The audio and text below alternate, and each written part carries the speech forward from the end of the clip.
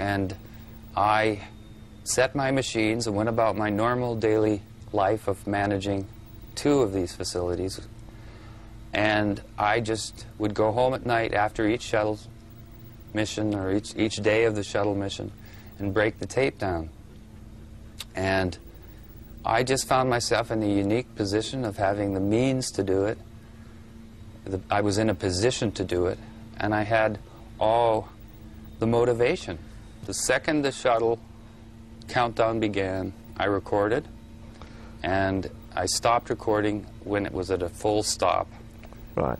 So it was a pretty demanding exercise. Well, you obviously... the SDS 61, which was the Hubble Space Telescope mission, was 36, I seem to recall, 36 tapes with 8 hours per tape. So these are, you know, you just had to keep going. Some flights are 5 days, some are 11 days, 14. The Hubble Space Telescope mission, I chose that mission not because I knew about a CCD camera or anything. I chose it because NASA had decided to make this the showcase mission. It is a very important mission. The Hubble Space Telescope is the very most delicate and important thing, and these gentlemen were going to spacewalk for 7 days and fix it. So right. It was even interesting for me to just watch them work in this environment. And from the very first moment, the first download came, I found our spherical phenomena.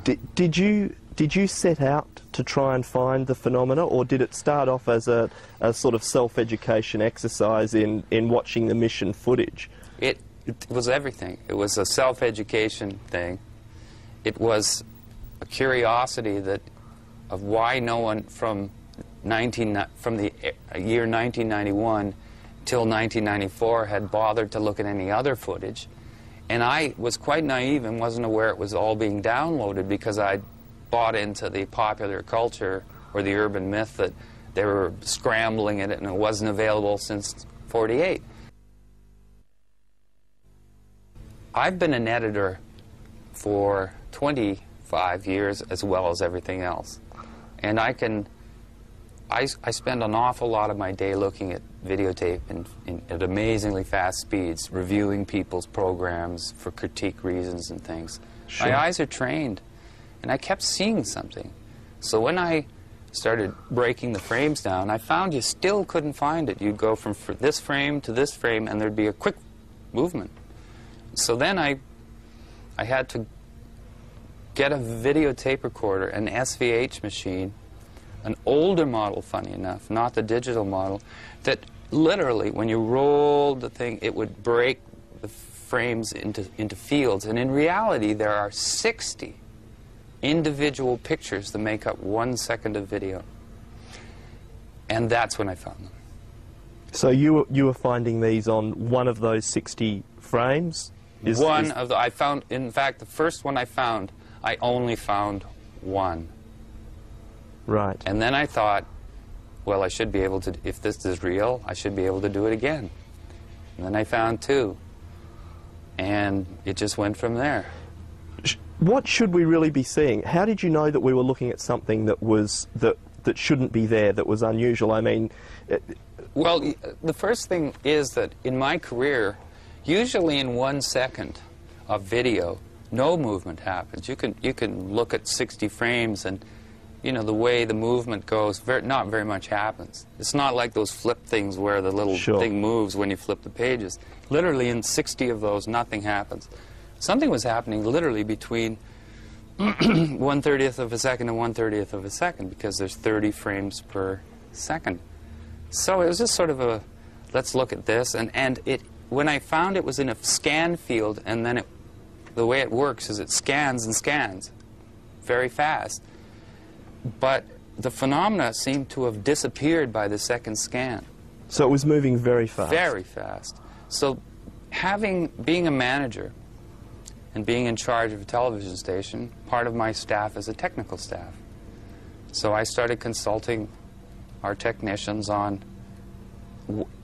to destroy my discovery. I wanted them to to tell me that they could You be wanted to hoaxed. critique it as I heavily wanted as them you to could. tell me this somebody could fake this. You can't. Then I took the sample, to make a long story short, eventually made it up to the scientific community and to a think tank and a behavioral lab and physicists and astrophysicists. And they kind of, you know, just they just humored me at the start. By the end of our meetings, they had their hands on the control. They were running up to the screen, and they were holding meetings. They broke the entire pixelization process down and found it was still there.